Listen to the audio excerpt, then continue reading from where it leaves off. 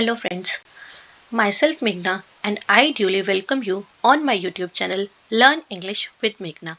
So friends, मेरे साथ तो ऐसा प्रॉब्लम हुआ था कि जब मैंने कॉलेज में एडमिशन लिया तो जाते ही मुझे लिटरेचर में चीज़ें पढ़ानी शुरू कर दी गई। बट जो कुछ बेसिक टर्म्स थी जो बार बार आती थी वो मुझे समझ में नहीं आती थी। आई होप आप लोगों के साथ भी ऐसा होता होगा जो बिगिनर्स होते होंगे। तो कुछ ऐसे ही टर्म आज हम स्टडी करने वाले हैं और वो जो टर्म है वो बहुत इंपॉर्टेंट है क्योंकि वो बेसिकली आपको मोस्टली सभी जो हमारे वर्क्स हैं उनमें पढ़ने को रिलेट करने को मिलेगी। तो आज हम पढ़ेंगे रेनेसा। मुझे तो ये प्रोनाउंस भी नहीं करना आता था सीरियसली, तो इसे बोला जाता है रेनेसा। रेनेसा यानी कि पुनर्जागरण। पुनर्जागरण, अब किस चीज का पुनर्जागरण? किसी चीज का, यानी कि रीबर्थ, रिवाइवल, रिजुविनेशन, री अमरजेंस। किसी चीज का बाहर निकल कर आना, उसे दोबारा से स्टडी करना।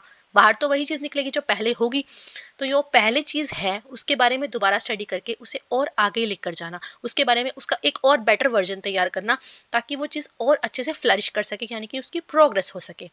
तो रेनेसा के बारे में आज हम यही चीज पढ़ेंगे। अब रेनेसा बेसिकली है क्या और पुनर्जागरण किस चीज का पुनर्जागरण? तो हम लिटरेचर के स्टूडेंट्स हैं तो हम लिटरेचर के बारे में पढ़ेंगे, लेकिन आपको मैं ये चीज बता दूं कि जो रेनेसा है वो सिर्फ लिटरेचर तक सीमित नहीं है। रेनेसा के अंदर और भी बहुत सारी चीजें आती हैं और रेनेसा कोई ऐसा नहीं है कि रातों रात रेनेसा हो गया। जो पुनर्जागरण है वो उसने बहुत ज्यादा टाइम लिया, काफी शताब्दियां गई इसके अंदर। तो हमारे जो लिटरेचर है अगर हम उसको डिवाइड करें तो वो लिटरेचर हमारे 3 पार्ट्स में आता है: एंशियंट, मेडिवियल, मॉडर्न। एंशियंट यानी कि पौराणिक, जैसे कि रोमन और ग्रीक की सभ्यता, जिसके बारे में आप लोगों ने एसएसटी में जरूर पढ़ा होगा।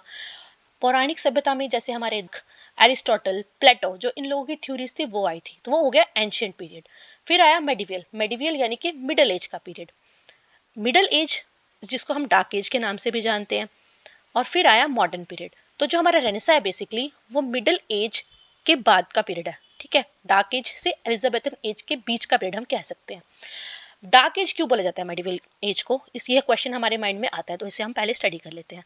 मेडिवल एज जो थी बेसिकली वो किसकी एज थी? चर्च की एज थी, पॉप की एज थी, यानी कि उस समय पर चर्च को हाईएस्ट अथॉरिटी माना जाता था और पॉप पॉप को भगवान के समान समझा जाता था कि पॉप ने जो कुछ भी कह दिया वो बिल्कुल ठीक है। अब ऐसा कैसे हो सकता है कि एक इंसान जिसे पॉप बना दिया गया और वो जो कुछ भी कह रहा है वो ठीक है? तो लोग जो थे वो बहुत करप्टेड हो चुके थे, जो चर्च की अथॉरिटीज थी वो इतनी करप्टेड हो चुकी थी कि वो लोग धर्म के नाम पर कुछ भी बोला करते थे और पैसे ऐंठते थे लोगों से। तो पोप जो है उन्होंने पार्टनर्स, पार्टनर एक टर्म, एक रैंक है चर्च के अंदर, पार्टनर्स अपॉइंट करते थे और वो पार्टनर्स लोगों को उनकी फिलोसफी ये थी कि जो हम लोग हैं, हम प्यूरिटन्स प्यूरिट हम लोग जो हैं वो बेसिकली क्रिश्चियंस हैं। उस समय पर हम यूरोप की बात कर रहे हैं ना, तो क्रिश्चियंस हैं और क्रिश्चियंस जो है वो पाप करके इस धरती पर है। इस धरती पर आकर उन लोगों ने बहुत पाप किया और उस पाप को धोने के लिए वो पार्डन यानी कि माफी दिया करते थे और उसके इन रिस्पॉन्स वो बहुत करप्शन के साथ पैसा लिया करते थे। लोगों की जो वाइव्स हैं, जो लोगों की बेटियां हैं, उन लोगों को एक्सप्लॉइट किया करते थे। तो इतना ज्यादा करप्शन था, इस वजह से हमारी इस एज को हम डार्क एज कहते हैं।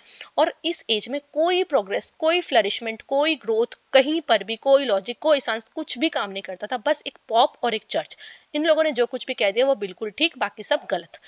अच्छा जी, अब इस चीज से तो उभरना ही था, चेंजेस तो होने ही थे।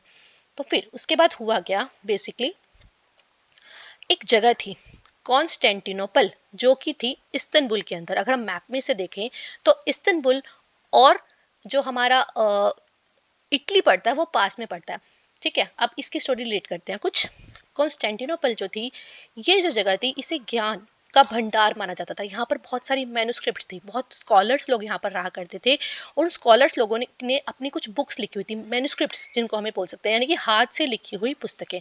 अब ये जो पुस्तकें थी वो केवल उस समय पर इस जगह पर ही सीमित थी, लेकिन यहाँ पर अटैक कर दिया टर्किश लोगों ने, यानी कि टर्किश पीपल ने यहाँ पे अटैक किया, टर्की ने यहाँ पर अटैक किया। इसलिए जो आज के प्रेजेंट डेट में हम अगर कॉन्स्टेंटिनोपल को फाइंड करेंगे तो वो हमें टर्की में दिखाएगा जो हमारा गूगल है। लेकिन बेसिकली एक टर्की का पार्ट पहले नहीं था, टर्की ने यहाँ पर इन्वेड किया, यहाँ पर वो लोग आए, उन्होंने यहाँ पर कब्जा कर लिया। तो यहाँ के लोग थे, जो स्कॉलर्स थे, जो अपने पास मैन्युस्क्रिप्ट्स रखा करते थे, वो अपने साथ और तो कुछ भी नहीं लेकर जा पाए, लेकिन वो जो बुक्स थी वो बेसिकली वो लेकर चले गए इटली की तरफ। इटली की तरफ क्यों गए, इसका भी एक रीजन था, क्योंकि इटली सबसे पहले तो इनके सबसे ज्यादा पास पड़ता था कॉन्स्टेंटिनोपल की मतलब मैप की लोकेशन के अकॉर्डिंग। इटली जो है वो कॉन्स्टेंटिनोपल के पास पड़ता था और इटली के अंदर जो था वो चर्च और मोनार्की इतना काम नहीं करती थी, बेसिकली यहाँ पर व्यापार बहुत अच्छा था। ठीक है।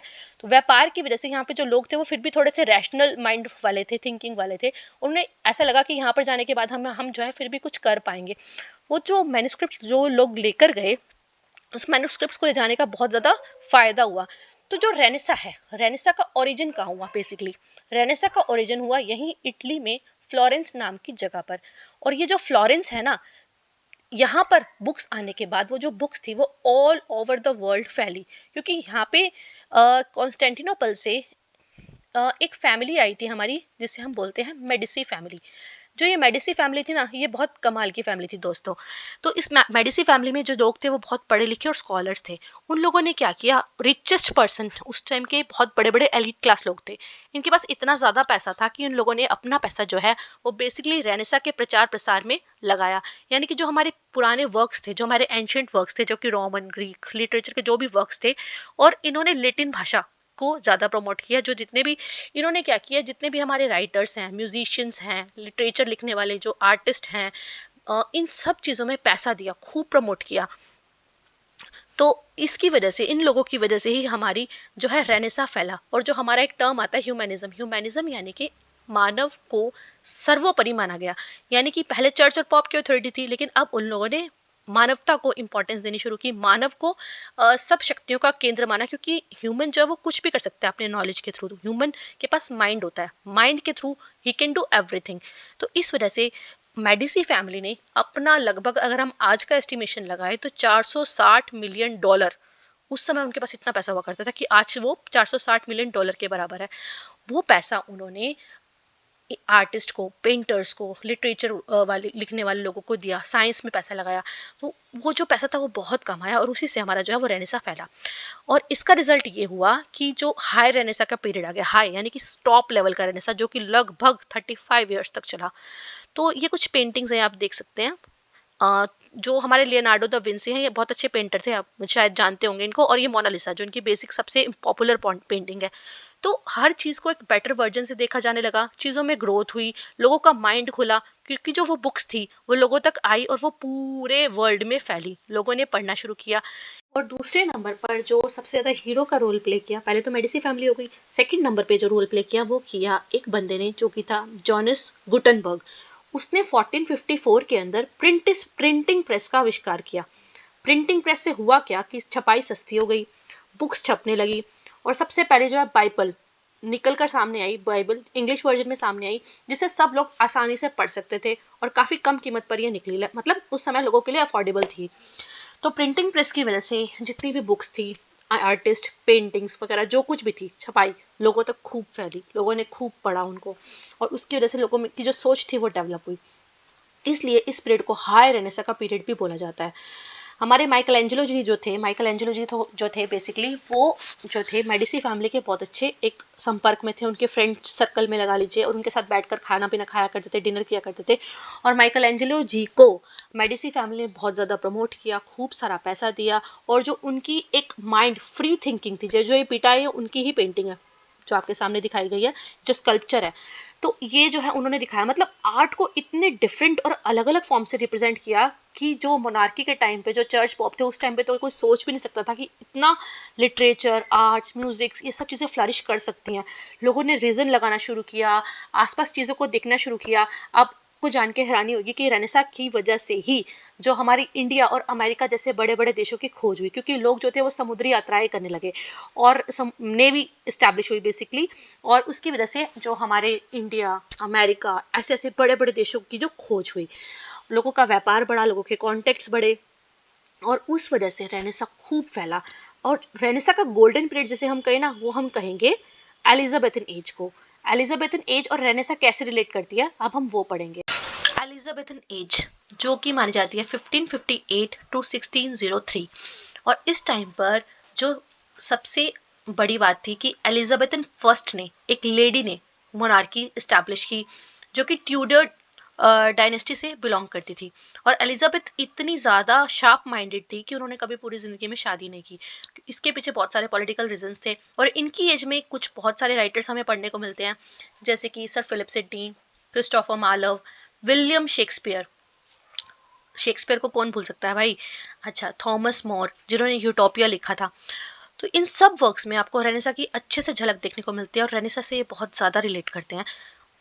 तो इसीलिए एलिजाबेथन एज को गोल्डन एज माना जाता है, क्योंकि इस टाइम पे रेनेसा सबसे ज़्यादा फ्लरिश किया। तो रेनेसा की टर्म बेसिकली आपको, मुझे लगता है, अब अच्छे से समझ आ गई होगी। अगर मैं इसका आपको लाइव एग्जांपल दे देती हूँ। हमारे पीएम मोदी जी ने रिसेंटली अक्टूबर के अंदर एक स्पीच दी और उसमें उन्होंने ये डिक्लेयर किया कि बाय द एंड ऑफ 2023 वो जो है 5G all over India launch कर देंगे। तो हैरानी की बात यह है, हमारा इंडिया जो कि आज से 7 से 8 साल पहले 2G 3G के लिए भी दूसरे देशों पर इतना ज़्यादा डिपेंडेंट था, आज वो इंडिया अपना खुद का 5G इंटरनेट पूरे इंडिया में लॉन्च करने जा रहा है। और उससे होगा क्या? उससे बेसिकली ये होगा कि जो हमारी इंटरनेट की स्पीड है वो 10 टाइम्स तक इंक्रीज हो जाएगी। और जो आप ये मूवीज वगैरह डाउनलोड करते हैं ना, ये अब कुछ सेकंड्स की ही बात रह जाएगी, कुछ सेकंड्स का ही खेल रह जाएगा। तो इतना बड़ा परिवर्तन इंडिया के अंदर मोदी जी के द्वारा। तो क्या आप मान सकते हैं कि जो ये है रेनेसा का ये एग्जाम्पल है, क्या हम इसे रेनेसा का एग्जाम्पल कंसीडर कर सकते हैं?